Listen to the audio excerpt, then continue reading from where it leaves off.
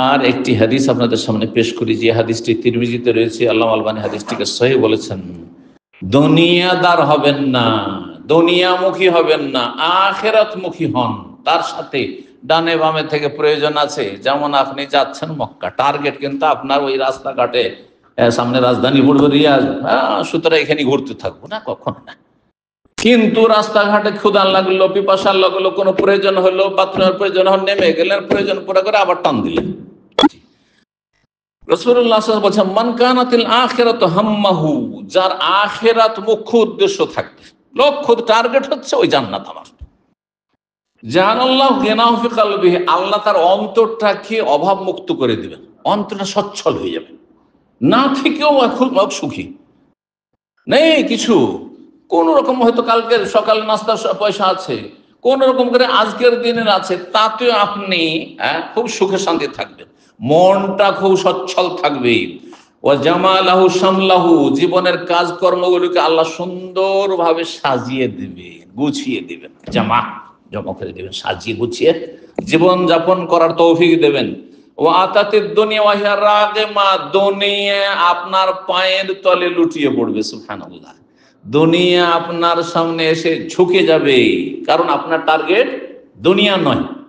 যার পিছনে ছুটবেন সে কিন্তু পালাবে। দেখবেন দুনিয়াতে একটি উদাহরণ দিতে হলে বুঝতে পারবেন, যারা জীবনে কারো কাছে ধার কর্জা করতে যান না, আর কারো ফ্রি খেতে যান না, তাকে সবাই খাওয়াইতে চাইবে, সবাই ধার দিতে চাইবে, সবাই খাওয়াইতে চাইবে, সবাই ধার দিতে চাইবে। আর যদি এক দুবার ধার চেয়ে ফেলেন, দেখলেই ভয় পাবে, কি জানি আবার চাইতে পারে, টান দে একটু, দেখা করবো না এর সাথে। কথা ঠিক কিনা? ফ্রি খাওয়ার কিছু লোকের বদ স্বভাব আছে, যারা ফ্রি খেয়ে বেড়ানোর পরে বুফিয়ে যাচ্ছে, চলেন ভাই পিছনে ধরে তার সাথ ধরে আপনাকে আপনাকে দেখে যাবে না, চুপচাপ যাবে, যে না রে ইয়ে চুপচাপ টান দি, কারণ ইয়ে দেখলেই সব ধরে নিবি। কিন্তু আপনাকে ডাকলো তারপরে যান না, 10 দিন ডাকছে তারপরে যান না, দেখবেন প্রতিদিনই ডাকবে আপনাকে। ঠিক ওই রকমই দুনিয়া, ওই রকমই। জি, যে দুনিয়ার লোভ করবে সে লাঞ্ছিত হয়ে থাকবে, দুনিয়া তার থেকে পালাবার চেষ্টা করবে। আর যে দুনিয়াকে তুচ্ছ মনে করবে, দুনিয়া তার পায়ে লুটিয়ে পড়বে। অমান কানাতিদ দুনিয়া হাম্মা, যার দুনিয়া হবে মুখ্য উদ্দেশ্য, টার্গেট, জাআলাল্লাহু ফাকরাহু বাইনা আইনাইহি, তার চোখের সামনে আল্লাহ অভাব আর অভাব দিয়ে দিবেন, শুধু অভাব, টাকা থেকেও অভাব। আয় কি করব, কেমন করে চলবে, আচ্ছা আমার জীবনটা তো চলে গেল, আমার ছেলে মেয়ে কি করে খাবে, ওদের লেখাপড়া কি করে চলবে, আর তারপর আমি তো মোটামুটি সুস্থ, কিন্তু আমার ছেলে মেয়েগুলো সুস্থ থাকবে কিনা, এখন যে অবস্থা, যে যুদ্ধের পরিস্থিতি, আমার জীবনটা তো মোটামুটি কেটে গেল, তাদের কি হবে, যদি বিশ্বযুদ্ধ লেগে যায় সব তো শেষ হয়ে যাবে। সব এইগুলো চিন্তা কার? পেট পূজারীদের চিন্তা, দুনিয়াদারদের এসব চিন্তা। তো বলছেন যে যেই ব্যক্তি দুনিয়াকে টার্গেট বানাবে, যার আল্লাহ ফাকরাহু বাইনা আইনিহি, চোখের সামনে শুধু অভাব আর অভাব, গরিবই দেখবে। অফাররাকা আলাইহি সামলাহু, তার জীবনের কাজগুলিকে আল্লাহ ছিন্ন ভিন্ন করে, বিক্ষিপ্ত, যেখানে হাত দেয় সেখানে লস, যেখানে হাত দেয় সেখানে লস, যেখানে যায় সেখানে ব্যর্থ, পেরেশানি শেষ নেই। ওয়ালাম ইয়াতিহি মিনাদ দুনিয়া ইল্লা মা কুতিবা লাহু, দুনিয়ার অতটাই আছে যতটা তার ভাগ্যে লিখনি আছে, এর বেশি কিছুই পাবে না। আল্লাহ রাব্বুল যারা বুঝার তৌফিক দান করেন।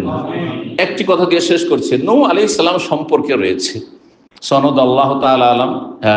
নূহ আলাইহিস সালাম সম্পর্কে তাফসীর কিতাবাদিতে রয়েছে যে নূহ আলাইহিস সালামকে জিজ্ঞাসা করা হইল, কারণ তিনি কতদিন নিজের জাতির মাঝে অবস্থান করেছিলেন?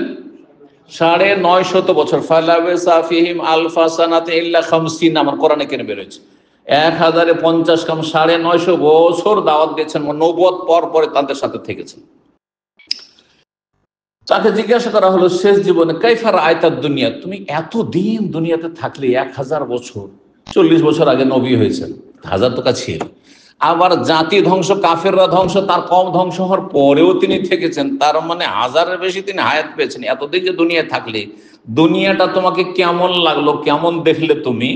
তখন তিনি বলেছিলেন যে এতদিন তোমরা বলছো এতদিন দুনিয়া থাকলাম, কিন্তু কাদাখিলিন মিন বাবিন ওয়া খারিজিন মিন আখার, মনে হচ্ছে এক গেট দিয়ে ঢুকলাম আর এক গেট দিয়ে বেরিয়ে গেলাম, এক গেট দিয়ে ঢুকলাম আর এক গেট দিয়ে বেরিয়ে গেলাম। এটা বুঝতে পারেন না আজকাল? এই তো মনে হচ্ছে যে আমরা, মনে পড়ছে যে একসময় দাড়ি ছিল না, একেবারে কিশোর ছিলাম, আর এইভাবে পড়াশোনা করেছি প্রাইমারিতে, মাদ্রাসাতে, তারপরে এই হলো সেই হলো, তারপরে সামালক হলাম, এই হলো। বুঝতে পারছেন সবাই নিজের অবস্থা। এই তো মনে হচ্ছে, আমাকে তো মনে হচ্ছে এই তো মদিনায় কিছুদিন আগে ছিলাম, 35 বছর হয়ে গেছে, এখনো মদিনা গেলে মনে হচ্ছে এইখানে তো কিছুদিন আগে ছাত্র ছিলাম। সুবহানাল্লাহ।